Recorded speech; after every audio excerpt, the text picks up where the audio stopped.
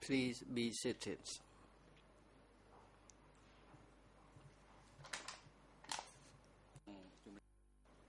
The court is now in session.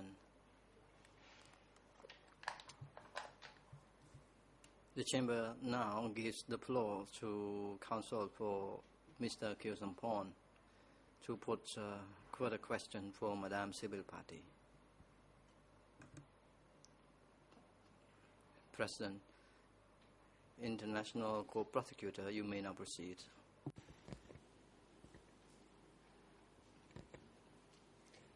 Merci. Thank you and good afternoon, Mr. President. I am asking questions regarding the duration of the defense's cross-examination because it is already 2 hours and 40 that they've been using to cross-examine the witness, and we used only half of that time. So it appears that the defense has already exceeded their time, and I'm wondering whether they intend to proceed any further. So I would like you to rule on this matter because I have noticed that they have gone well beyond the time allotted to them. President, I give more time for the defense for questionings because the bench used 15 minutes of the defense time. That is why we give more time to defense counsel. You may now proceed. Counsel, I now continue my question. Before break, we discussed about the visit of Khmer Rouge leader in your work sites. We also discussed, in particular, we discussed about the time when the vehicle came to a stop.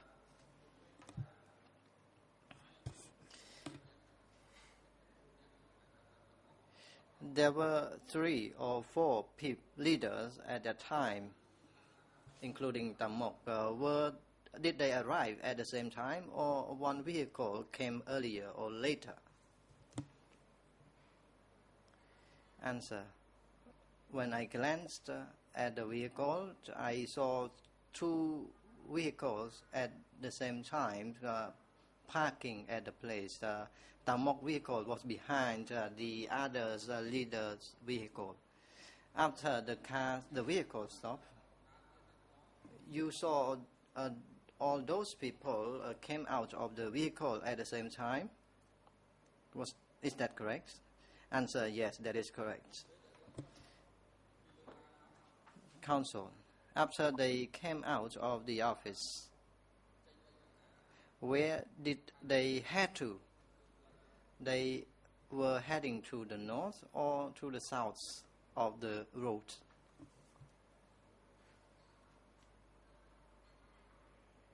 Answer, they were walking from the north and they were talking among themselves. Leaders were talking to Tam Mok. Question, were they heading to northward?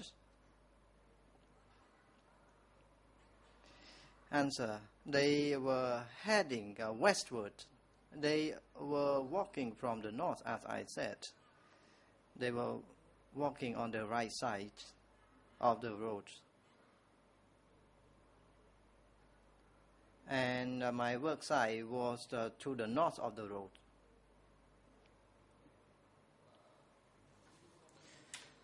Counsel, let me clarify your answer. At the time the 4 leaders came out of their vehicles, they were heading westward. So they were walking on the national road sides. Is that correct? Answer. They were walking from the national road side towards the roads of the canals.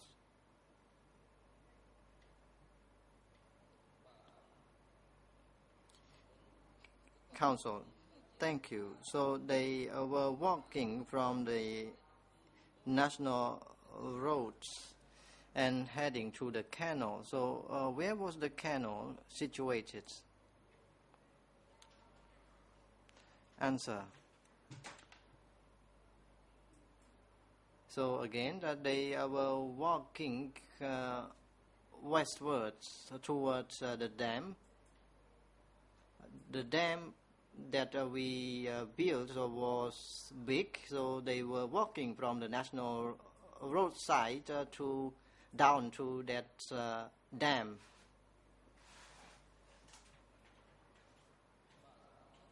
Council, thank you. You said they were heading westward. They were walking westward. They were walking on the road in parallel to the national road, or they were crossing national road towards another sub-road? Answer. They were walking on a sub-road in parallel to the national road. Actually, I clarified my answer many times. I mentioned my statement 3 times already. Council, I do not understand your answer clearly. That is why I seek your clarification. You said they were walking from National Road down to the road and close to the dam, close to the canal. So if there is no sub-road connecting National Road to the dam, so they could not reach that sub-road. So that is why my question concerning the sub-road, whether it was in parallel to the National Road or it was, crossing the National Road. Answer. The National Road was above, and then they were walking down to the dam. And the dam, which is the road, was along the National Road. So they were walking from National Roads towards the dams which we were making. Council, thank you. You mean that the dam was along or in parallel to National Road. Is that correct? Answer, yes, you are right. Council, thank you.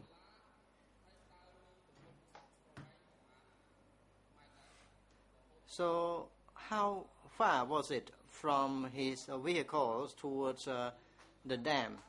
I was talking about the time that they were walking. So how far was that from your vehicles to the dam road? Answer. I saw they were coming out of their vehicle, and after that they were walking past me and towards to the west. At the time, I no longer glanced at them. They were walking past the workers there. President, Council, you have 5 more minutes to put your questions. Council, thank you. Did you see anyone receiving these 4 leaders? Answer, yes. Youth units, chief of youth units, teams units, teams chiefs. They were in the first row, and after that other chiefs standing behind to receive leaders.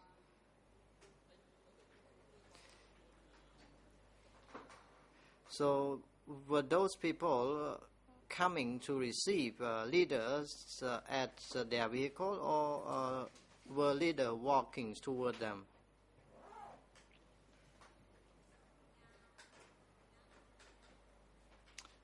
after leaders came out of their vehicles,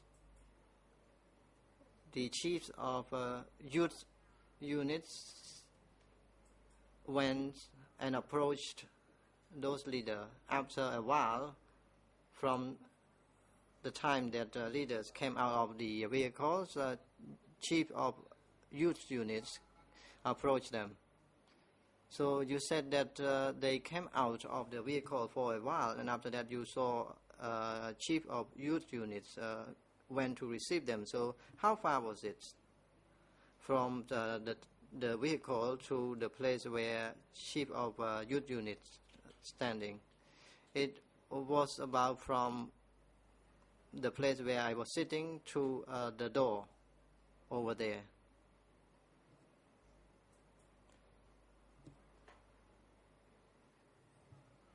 And leaders were received by chiefs.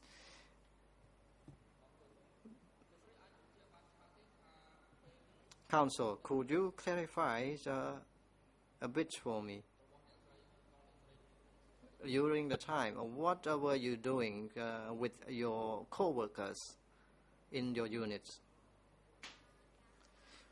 Answer, I answered many times already. I was digging canal. I was carrying earth. Counsel, thank you very much. In document E3, President, do you have any observation? You should stand up and object to the question asked by the counsel a bit earlier. Même plus dans la question répétitive. Thank you, Mr. President. We are no longer talking of repetitive questions, but super repetitive questions. The witness has responded to the same question at least 3 times. So may I request the chamber to remind the counsel of the importance of asking questions that are not too repetitive to the civil party. President, lead co-lawyers, you have the right to object to the question put by other parties without needing to rely on the discretion of the chamber to object the question. As of now, I just heard you said the questions are repetitive. The chamber give you the right to put your objection against questions by other parties. After that, the chamber will deliberate and decide. You may now proceed, counsel, for the defense. Counsel. The document you was given by my learned friend, E3/5635, paragraph 10. I would like to read for you. I never saw Pol Pot, Nunji and Tamok before, but I knew who were they.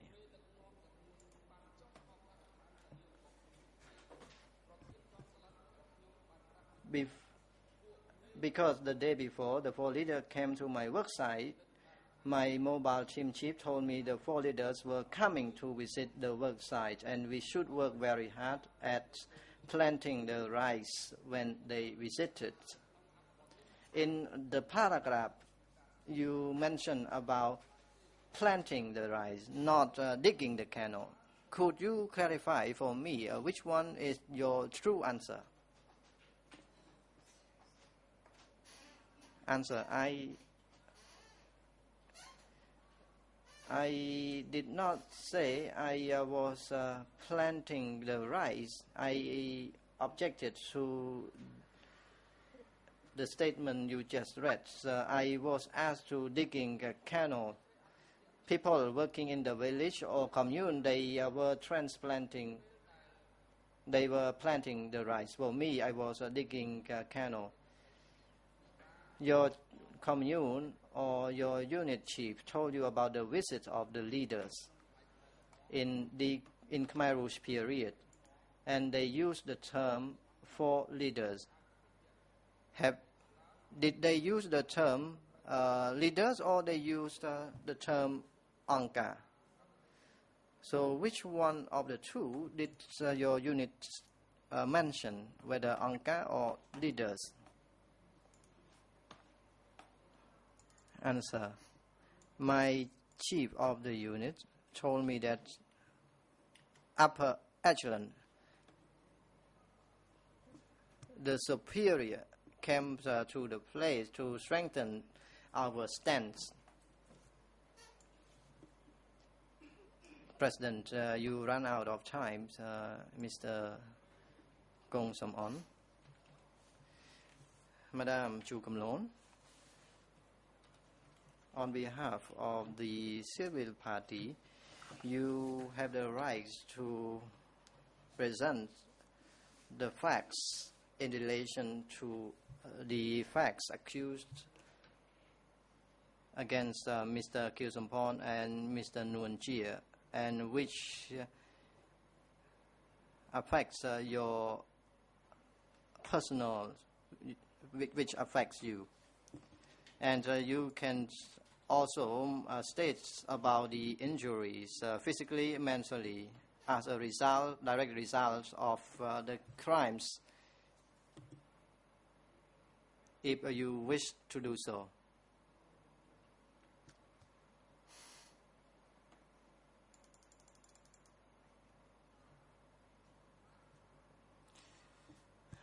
Chu Kam Lon.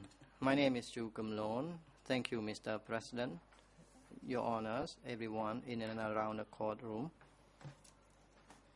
On 17 April 1975, I was in my house cooking rice, during which Khmer Rouge camps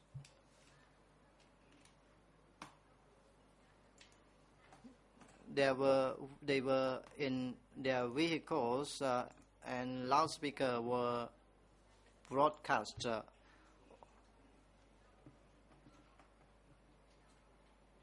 to announce that people living in Phnom Penh need to pack their belongings and clothes and leave Phnom Penh. They could only have pots and rice to eat along the way. They would leave Phnom Penh for just 3 to 5 days, and we were prohibited from bringing any valuables. And I, at the time, brought rice and also pots so that I could cook along the way. My aging parents were with me, my elder sibling, my children, my children, together with other family members, we left our house, and we thought that we were asked to leave just for 3 days. So we left all valuables in our house. So we left our house empty-handed with just a bag of clothes. We could only bring our mats, our mosquito nets along. After we left just for a short distance, I could see the children drove vehicles very fast and crashed over some of the people who were walking. I was very scary at the time. I kept walking and stopped at a tree. I was sitting under the tree and at rice. My aging father had hypertension. When I reached Ang Ta Saom at the west,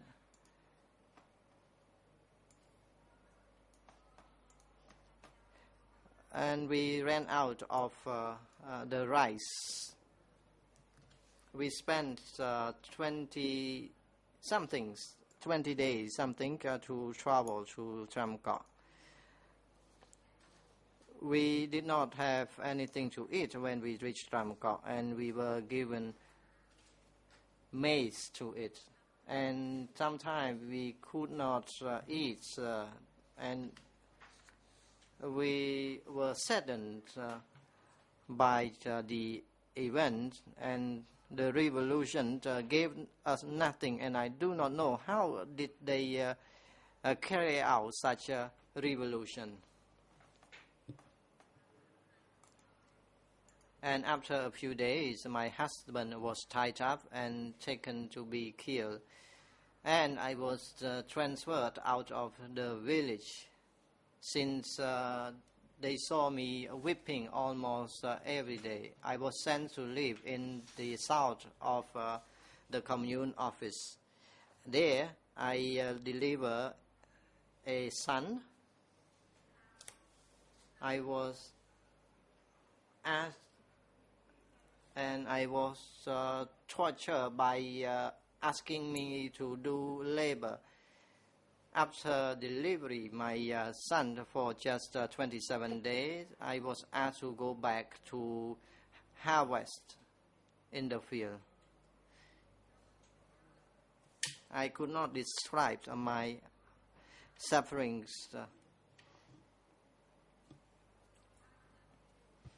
I was asked to harvest the rice, and at the time I was also asked to eat communally. I had to scavenge for foods in the ground sometimes.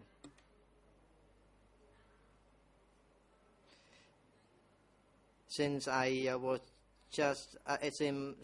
had just delivered my baby, so I could collect some leaves to dry it up so that it could be used for medicine.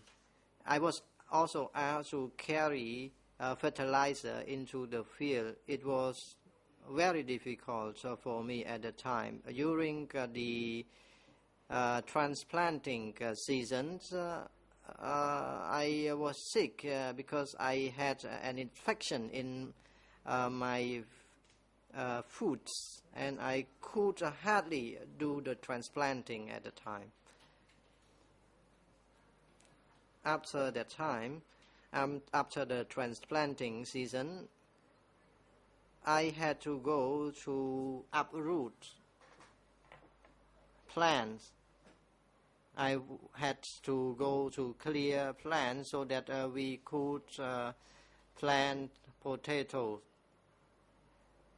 and grow also beans and sugar plants. So I was asked to do all kind of work. I was walking past the forest, and I could see bodies, decomposing bodies, along the road. I did not know where these people were taken from and killed.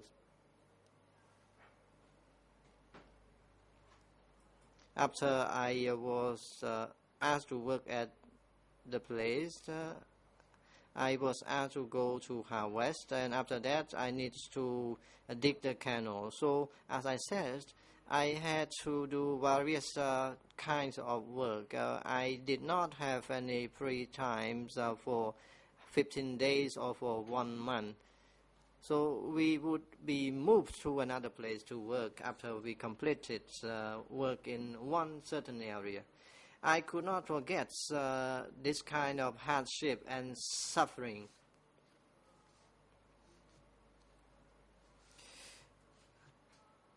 I found out later about my elder sibling, nephew and niece who were killed because some of my nephew went to steal the potato, to uproot the potato, and one of my niece or nephew was killed because he or she was mistakenly saying that he or she missed the parents. Actually, it was my relative. He was killed. So I could see that Khmer people killed Khmer people. How could they carry out such a revolution? They liberated the country. They want people to have equal rights. They wanted to liberate the country from U.S. imperialists. Why did they commit killings? If they liberate the country to provide more food for people, to allow people to practice religion, to improve culture, I think it is wise for them. And how could they carry out such revolution? Why they destroy school, destroy Buddhism? Pagoda were turned into prisons of innocent. I want to know what have they considered about their action. And I have learned that the accused does not confess or admit what they have done.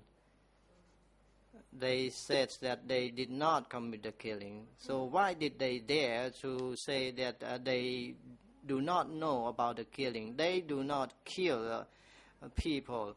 Killing people does not happen just now.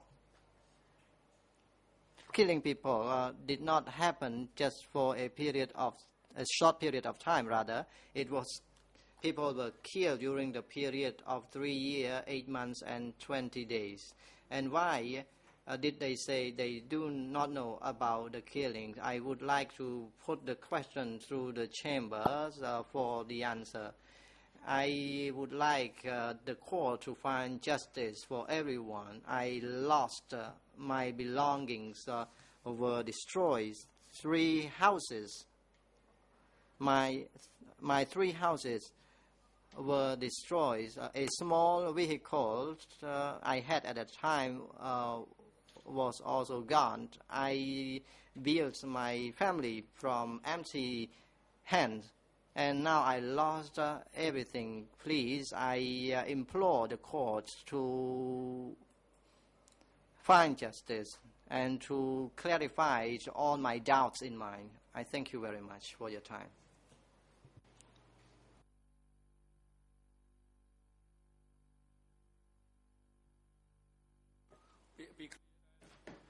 President, the last 2 sentences you spoke are the questions that you raised to put to the 2 accused. Am I correct? Civil party, yes, that is correct.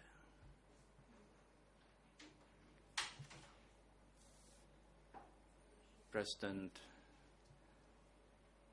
Madame Chu Kamlon, the Chamber noted that during the hearing on the 8th of January 2015, the 2 accused continued to remain their rights to remain silent, except as and when the court receives explicit information from the accused or of the defense counsel.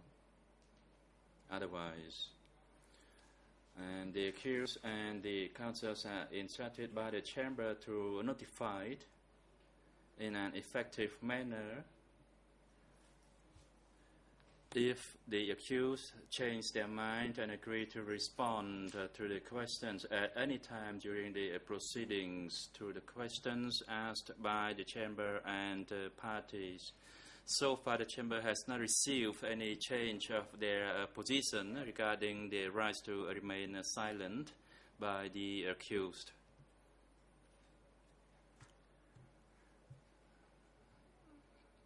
So for that reason, the accused at this stage are not required to respond to their to your questions, since they exercise their rights to remain silent. And the chamber is grateful of your testimony before this court. And hearing of your testimony as a civil party has come to a conclusion, and you may be excused from the main courtroom and return to wherever you wish to go. And we wish you a safe trip.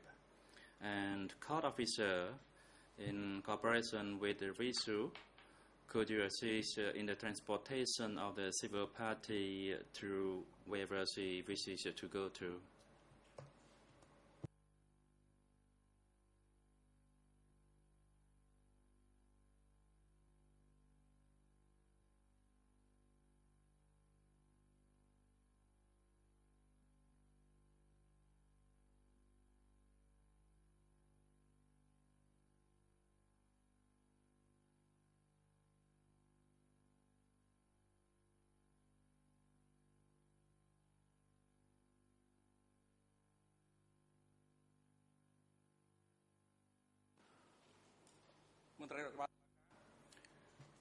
Court officer,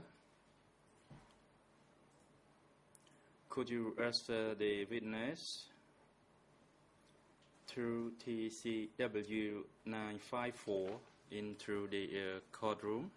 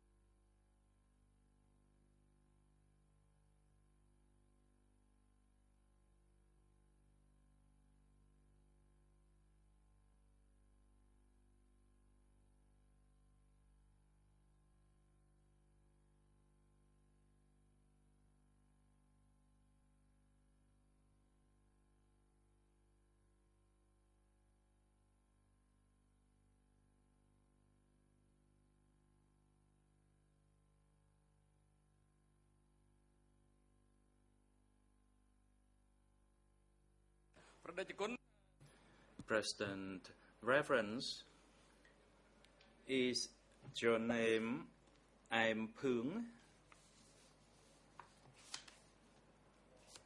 Reference, yes, Aim Pung. Question, Reverence, can you tell the chamber when you were born?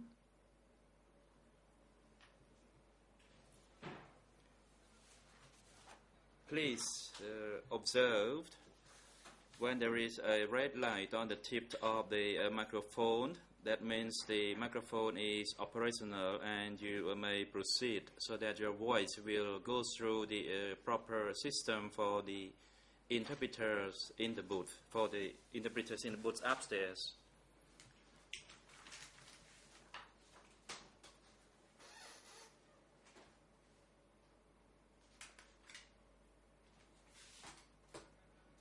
Questioned. When were you born, Reverends? Answer. I was born in January 1938. Questioned. Which pagoda you staying?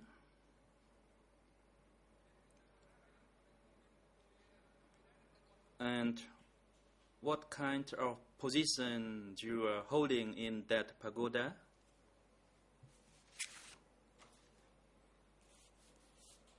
Again, Reverends, please wait until the light on the tip of the microphone turns red before you can speak. Otherwise, your voice will not go through the system. Let me ask again, which pagoda are you studying at the moment and which position are you holding in that pagoda? Answer, I am studying at Chum Kriel Pagoda in Kampot province. I am currently the provincial Mang chief of Kampot. Question, what is your father's name?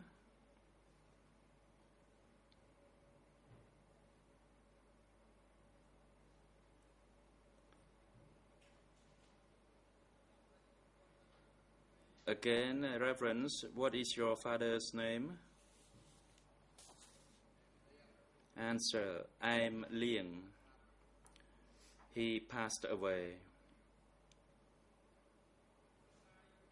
Question, and your mother's name? Answer, Minh, she passed away. President, according to the oral report by the greffier this morning, to your best knowledge and ability, you do not have any relatives or in-laws who have been recognized or admitted as a civil party in this case. Is this correct? Again, Reverence, the greffier reported that to your knowledge, you do not have your father or mother or children or sisters or brothers or in-laws who has been admitted as a civil party in case 002. Is this information correct? Answer, yes, it is. Question, and that you already took an oath before you present in this courtroom. Am I correct?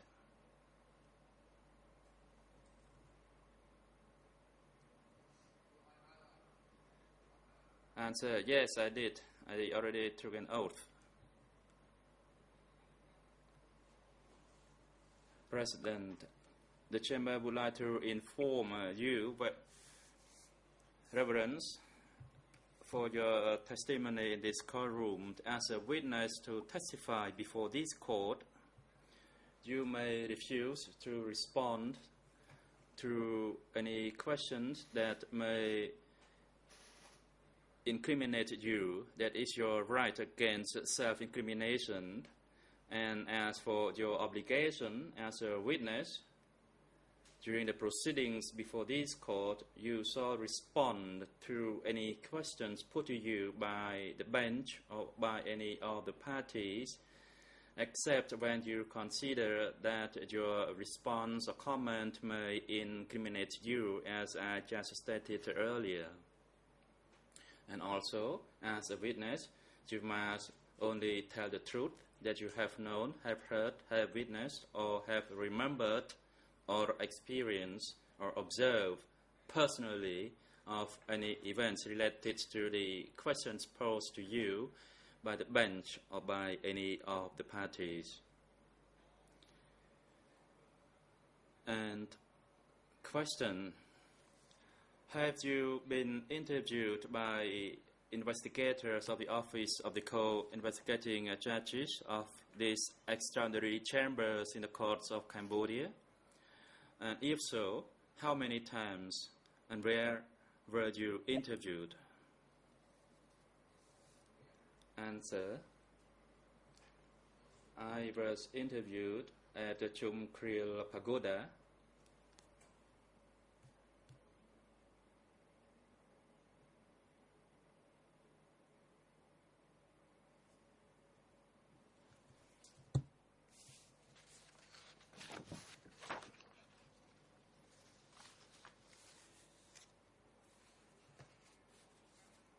Questioned: before your appearance before this chamber, have you reviewed your previous written records of interviews that you made with investigators of the Office of the Co-Investigating Judges in order to refresh your memory?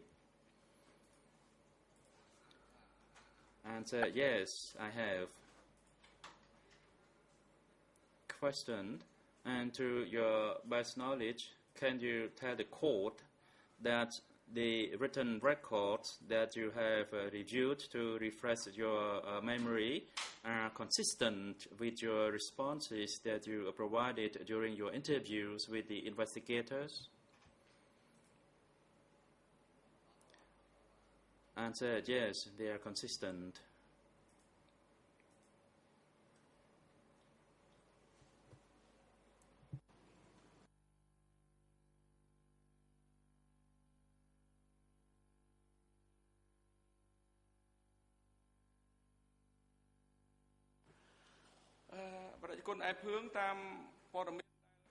President, according to the information that the chamber received from Visu, that you cannot come to testify on Thursday the 29th, that is the day after tomorrow.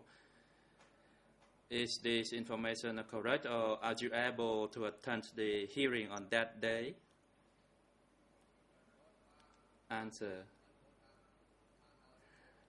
I cannot come to testify on that day because I have a meeting at the provincial town on that day.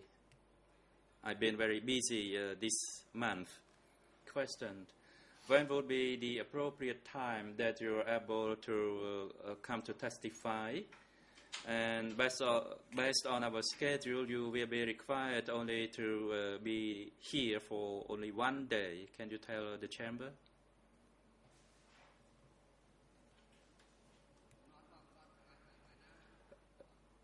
And you may set the date so that I can come to the court. President, so are you allowing us to set a schedule or the date for you to come and testify, except the 29th, that is the Thursday after tomorrow? Am I correct? Answer: yes, but not during the big Buddhist holidays, Mitbochia. Answer: and when will that be, Reverence? The Mitbochi or the major Buddhist holiday? Answer: it was the third Mitbochi, and it occurs in February, and besides that, I can attend the court hearing.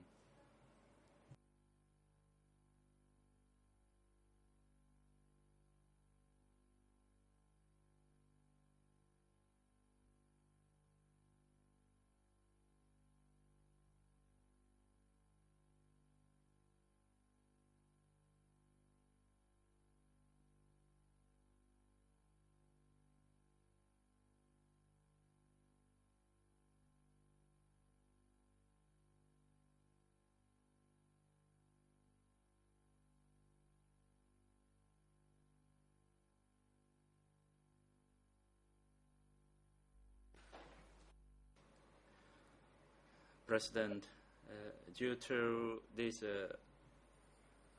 request, I will consult with the Chamber will consult with Visu so that we will set an appropriate schedule for you to come to the court to provide your testimony in a very coming week. The time is appropriate for today's adjournment because we only have a little time left for today's proceeding, and we will resume the hearing the day after tomorrow, that is Thursday, 29th January 2015, commencing from 9 o'clock in the morning. And the Chamber would like to inform the parties and the public that on that day, the Chamber will hear the testimony of a witness through TCW 834. We will adjourn the hearing now and resume on Thursday. And court officer, could you assist the Reverends Ampung in your cooperation with Visu for his return to his respective residence? And Reverends, we will notify you of a new schedule. And security personnel, you are instructed to take the two accused back to the detention facility and have them return to attend the proceedings on Thursday, the 29th of January 2015. The court is now adjourned.